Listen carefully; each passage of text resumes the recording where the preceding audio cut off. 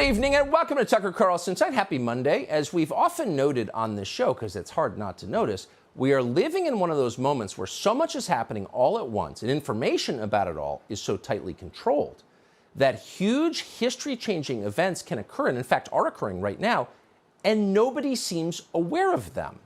It's pretty unsettling, actually. Here's one example. Europe is descending into poverty. Did you know that? Had someone told you that?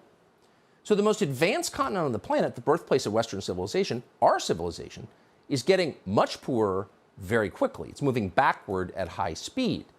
Just a year ago, Europe was a modern place. For example, the overwhelming majority of Europeans heated their homes with natural gas, as modern people do. In Germany, the continent's richest country, only about 6% of households, most of them rural, heated with cordwood. And you'd expect that, given that, again, Germany is a modern industrialized country with central heating and indoor plumbing and all the other trappings of a society that has moved beyond the medieval period.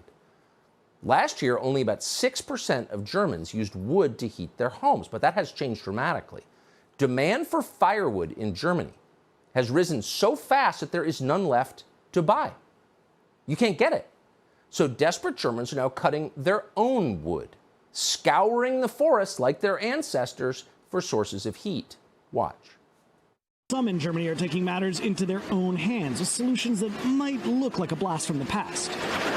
About 2 hours outside Berlin, residents of this small town have turned to wood chips for fuel. We have to be innovative, said the project's organizer. If we don't act and just rely on the government to solve the crisis, we'll never succeed. This burner will soon fuel most of this village of 60 people. So they call it biomass, but it's wood. They're burning wood, again, as they did during the feudal period. That's Germany. In Poland, families are standing in line for days to buy coal. Not in 1910, right now, tonight. Cars queued up outside coal mines, hoping for fuel. Quote, "This is beyond imagination," one 57-year-old Polish man told Reuters. People are sleeping in their cars. I remember the communist times, but it didn't cross my mind that we could return to something even worse. Oh, but it's come. Something even worse has arrived. The French government has announced energy rationing this winter. Just the other day, France had so much energy that it exported it to other countries. It was a net exporter of energy. Now, there won't be enough heat in France for everyone in the country to stay warm. In the UK, 70% of restaurants are preparing to close, to go under. Why? Because when winter comes, they won't be able to afford to keep the heat and lights on, et cetera, et cetera. This is happening across Europe in every country. So the question is, why is it happening? And the answer is extremely simple. There's an energy shortage in Europe. Cheap energy is essential. It is the key to everything that a normal society strives for. Prosperity, safety, a longer life expectancy for its citizens, everything depends on cheap energy, but Europe no longer has it. And as a result, things are falling apart very quickly. Energy costs in Europe are expected to increase by hundreds of percent in coming months. Germany's year-ahead price of electricity, that's the benchmark for all of Europe, it's measured in euros per megawatt hour, that price just exceeded 1,000 euros for the first time in history. For perspective, just a week ago, last Monday, the cost was about 700 euros per megawatt hour, and that was a record. In other words, the price rise is approaching 50% in a single week. In France, electricity went up 25% in one day. That was last Friday. Imagine that happening to you. Here's what Europe looks like tonight. In Europe, it's lights out at major monuments and tourist attractions as a long, hot summer gives way to what officials worry could be a bitterly cold winter. Skyrocketing energy prices have put Europe on a war footing, with Russia as the enemy. Nous sommes dans ce qu'on appelle une guerre hybride. We are in what can be described as a hybrid war, said French President Emmanuel Macron. Russia uses energy resources, like it does food, as a war weapon to exert pressure. Oil prices have doubled, coal prices have quadrupled, and natural gas is now 7 times more expensive than early last year. 7 times more expensive. So it turns out if you don't have cheap natural gas, you can't run the continent. Now, if you've got a graduate degree and live in a city in the United States, you may be shocked to learn this. You may never have heard this before. You may have believed that fossil fuels were on their way out any day now. And you thought that because the Davos people and our own leaders assured us of that for decades. They told us that green energy was the future, and the future is here. It's here. As recently as last month, the World Economic Forum claimed that Europe could save, quote, 1 trillion in fossil fuel costs by switching to renewables. But it turns out, and this may not shock you, they had no clue what they were talking about. They knew nothing about the subject they talked about endlessly. Green energy cannot replace fossil fuels. Not now, not anytime soon. Fossil fuels remain what they have always been, the key to civilization.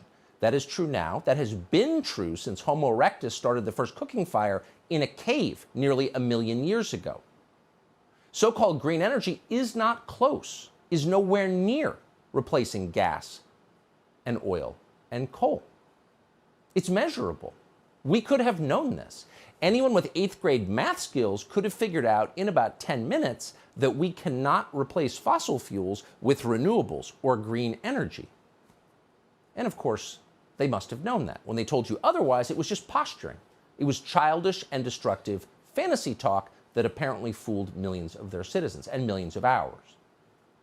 The Green New Deal means what it always meant. It means poverty. And the people pushing the Green New Deal must have known that all along.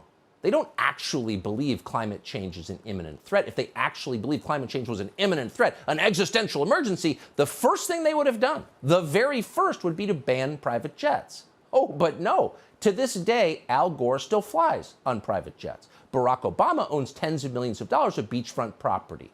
He knows the oceans aren't rising. Come on. So they're all in on it. It's a scam, but they don't care because they know they personally will escape the consequences of their own policies. So when the French president announces that his people are facing the end of abundance, he's not talking about himself. He's not facing the end of abundance. None of them are. Macron and all of them understand they will always be rich and always be protected. They know that for certain. What's changed, what's so very interesting, is that suddenly everyone else who's been paying attention can see that they were lying. They are frauds, and the entire population of Europe now knows that. Donald Trump, to his credit, whatever you think of him, caught on to this early. 4 years ago, Trump warned Europe about its energy future during his speech at the United Nations. The German delegation laughed at him. Remember this? Germany will become totally dependent on Russian energy if it does not immediately change course. Here in the Western Hemisphere, we are committed to maintaining our independence from the encroachment of expansionist foreign powers. It has been the formal policy of our country since President Monroe. Oh, they're laughing. We have green parties here in Europe. You have no idea what you're talking about. But they're not laughing anymore. The Europeans have discovered that the real threat to human civilization is not global warming. It never was global warming. The real threat to people is global cooling, otherwise known as winter. Far more people freeze to death every year than die of heat. In 2019, for example, 4 times as many people died of cold as of heat. That's according to the Institute for Health Metrics and Evaluation. So when temperatures in Europe begin to drop a few months from now, this is a huge problem, and that will be obvious to everyone. It's not global warming, it's global cooling. That's what's going to kill your grandmother.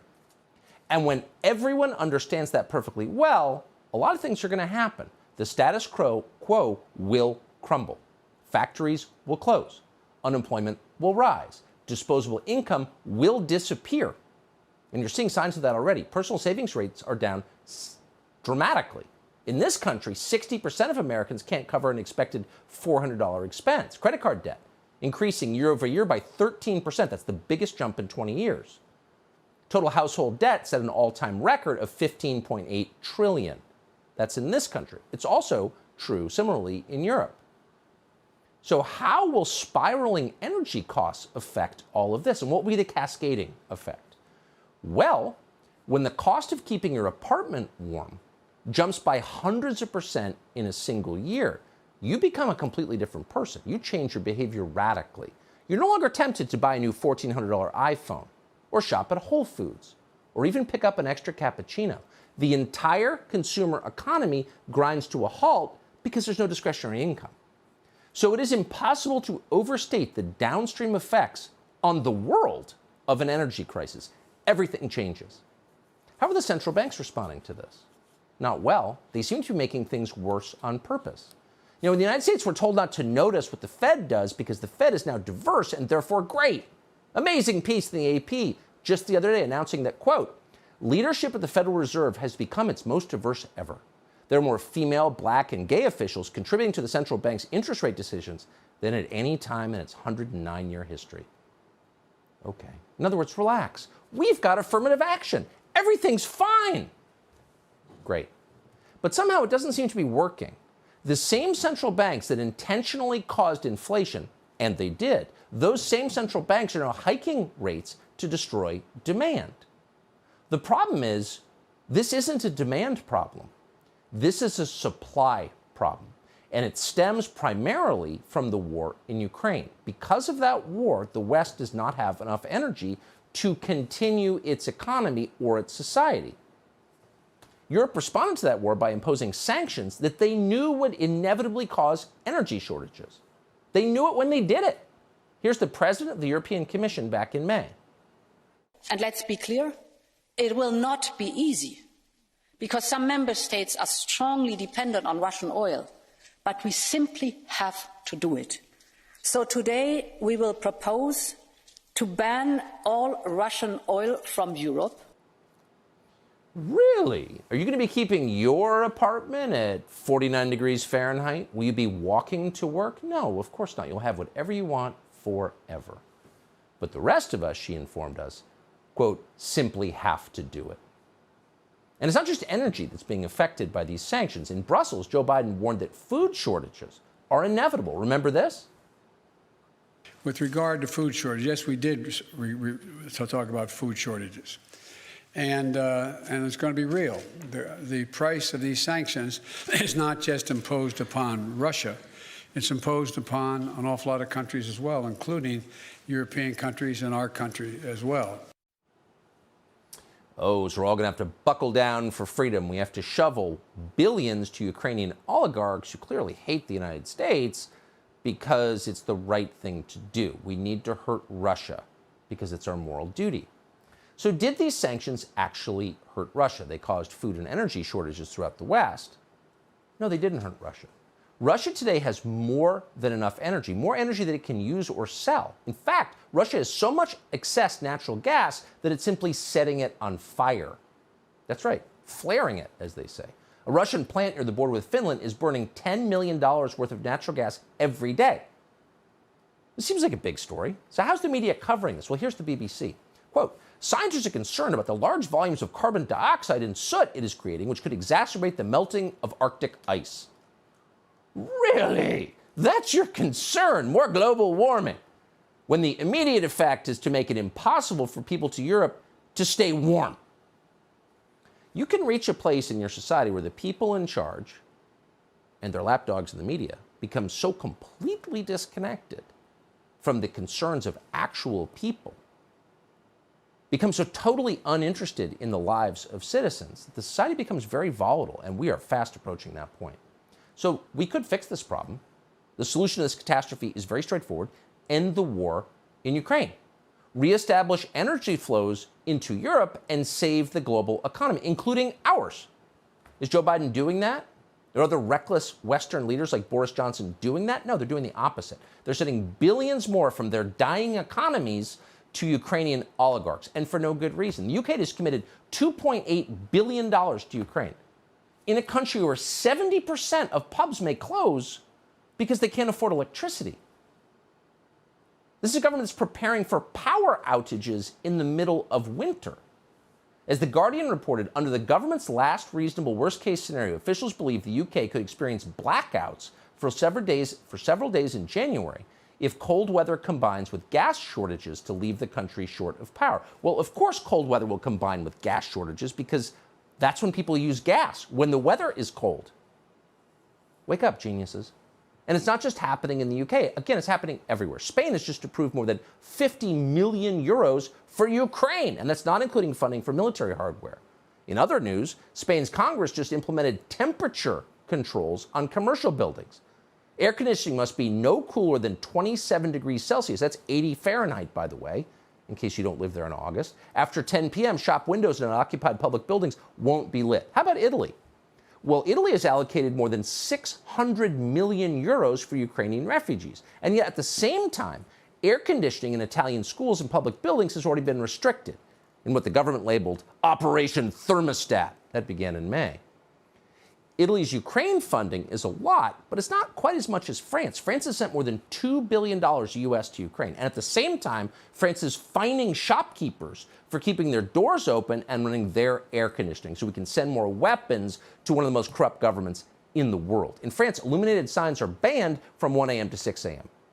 For our part, the United States has sent more than $10 billion in military aid. That's 19 packages of weapons to what Mitch McConnell tells us is the most important thing in the world.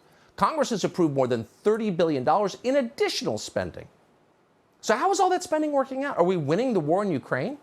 Have we bankrupted Vladimir Putin like Joe Biden claimed we would? The ruble just hit a 7-year high against the US dollar in June.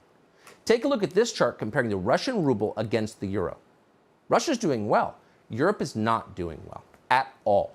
Now Joe Biden is calling for an unconditional surrender from Vladimir Putin. Here's the weird thing. By any actual reality-based measure, Vladimir Putin is not losing the war in Ukraine. He is winning the war in Ukraine. And Joe Biden looks at that and says, we won't stop until you proffer an unconditional surrender. This isn't bad policy. This is nuts. It makes no sense. In fact, it only makes sense if the goal is to completely destroy the West in order to make way for Chinese global dominance. What would be the other explanation for this behavior?